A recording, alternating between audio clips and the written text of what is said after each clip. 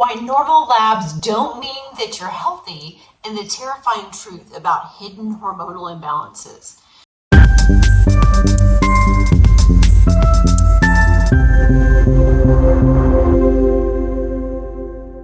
So if you have had lab work done at your conventional medicine provider's office and your labs have come back normal or fine, or maybe your provider said everything looks great, but you feel terrible, I want to tell you that there's more to the story. That was part of my story and why I'm really so passionate about sharing this information with you.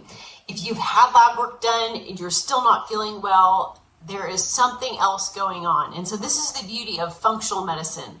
And I want to share with you some information today that will hopefully be helpful for you and give you some hope about digging a little bit deeper and finding out the root cause reason for why you might not be feeling well. To explain a little bit of the difference between conventional medicine lab work and functional medicine lab work. So conventional medicine lab work is a very broad range of lab values that they look at. So there's kind of a joke in my space that when somebody comes to me and says that they've had lab work done by their medical provider and they checked out, everything looks great, all that really tells me is that you're not dead. Because how they look at these lab ranges, it's a very wide range. And in the medical realm, they're basically looking to diagnose disease. So if you're within these really wide ranges, then you're not in what's considered a diseased state, even though you could be veering out of what we would consider an optimal range for years and years and years. The conventional realm does not recognize that there's anything that they would address if you're not without of those really broad ranges of what they consider in range enough to not be a diagnosed disease. So what may happen in the conventional realm is that you could be feeling really pretty terrible for a very long time and veering out of a healthy range or an optimal range is what we would call it in the functional medicine realm, but there's really not much that they're going to do in the conventional realm because you're not in a diagnosed disease state. And then typically once you're feeling terrible enough or things have progressed enough for you to be not within their ranges anymore, then you get a diagnosis and typically a medication would be prescribed or you would be sent to a specialist to dig a little bit deeper. And then ultimately typically is a medication or surgery or something like that would be the route that the way that is addressed. So the difference between that and the functional medicine realm is functional medicine values are optimal ranges that are based on scientific information. So interestingly, it's data from the conventional realm that they just have not adopted.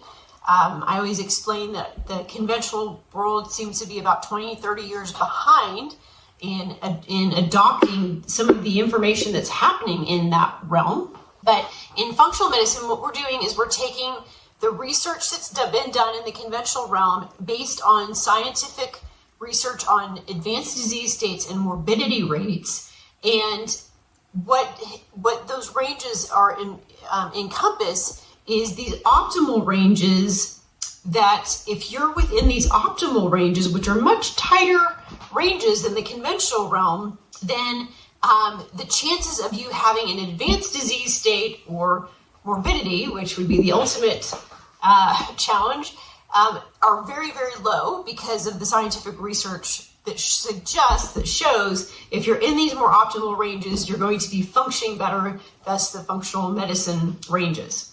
So that's the primary difference there. And let me just explain, going back to the conventional ranges a little bit too. How they come up with those ranges are they take basically an average. They'll take certain areas of the country and they'll take people that have gone in for blood work. So if you think about who's typically going in to have blood work done, it's not the healthy population that's having that done. And what they do is they'll say, just say for instance, it's 100 people and that have had blood work done, and they basically come up with these ranges out of that population and consider those to be the standard that they're using to diagnose certain diseases if people fall without these not within these really wide ranges of what's considered acceptable. So there's just a really big difference in how things are diagnosed in the conventional realm, how things are supported, for instance, in the functional realm. So it's a very different approach, whereas in the functional medicine arena, if somebody's starting to veer out of those optimal ranges, we're looking to see how can we look at maybe diet, nutrition, lifestyle. In our practice, we use a lot of cellular detoxification, cellular healing, nervous system regulation to combat chronic stress / trauma. A number of different ways that we support what's going on if somebody's veering out of those optimal ranges to help support them getting back into optimal ranges and changing the trajectory of their health.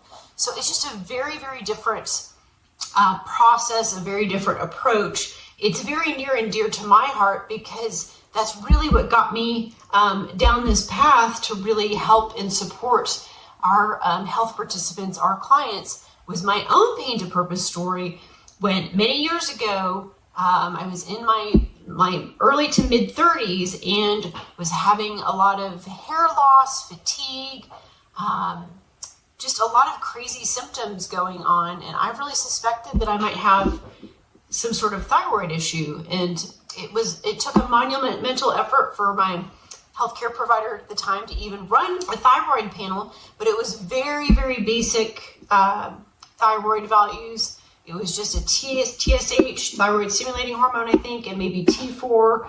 And typically, if you're having thyroid levels run at a conventional provider's office, it's not very comprehensive at all in the first place. So very limited information there. And what they'd said is everything checked out fine. And I just really felt terrible. And now, after having functional medicine lab work done later after that, I was actually what would be considered subclinical hypothyroid. So what that means is that I was, if we're looking again at the functional medicine ranges and what optimal ranges are, I was starting to veer out of those. So that's why I was starting to feel terrible. And another piece that is typically not looked at in the conventional range is something called TPO, which is thyroid peroxidase, or anti-TG. And those are markers for autoimmune response with the thyroid. And so when I had this more comprehensive lab work done, lo and behold, I was showing autoimmune antibodies. Those thyroid levels were not optimal and they were considered subclinical hypothyroidism, but really explained a lot of the symptoms that I was having. And luckily in my situation, it helped spur me on to go down the path of getting more education and going back to school for the functional medicine piece. And why I've got all this great information to share with you today is just understanding some of that and getting to the root cause of that situation and be able to completely reverse it. And so now here we are so many years later, about 15 years later, and all of that's reversed and I feel better than I have in years and years.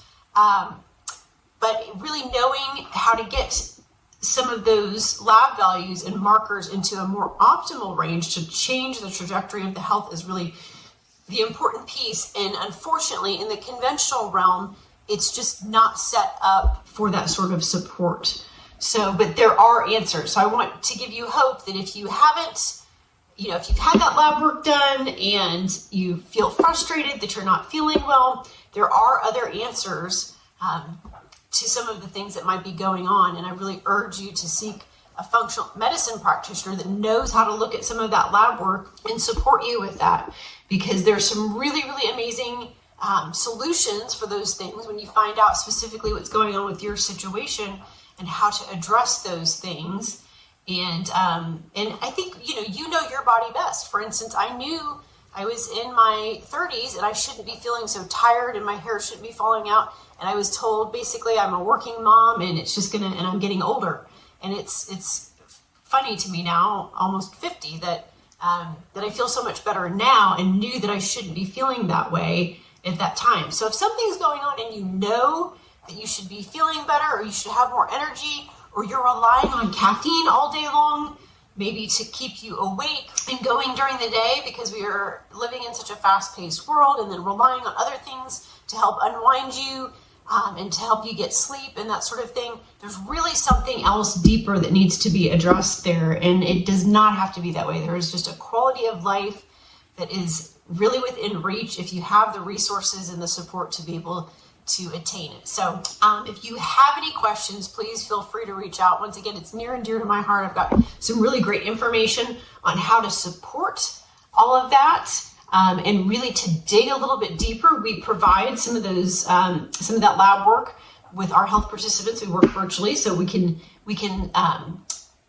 look into how to do a more comprehensive panel for you to really get a better idea of what's going on with your health and how to support it. So hope that was some helpful information for you. Health and happiness. Have a super, super amazing day. Thanks so much.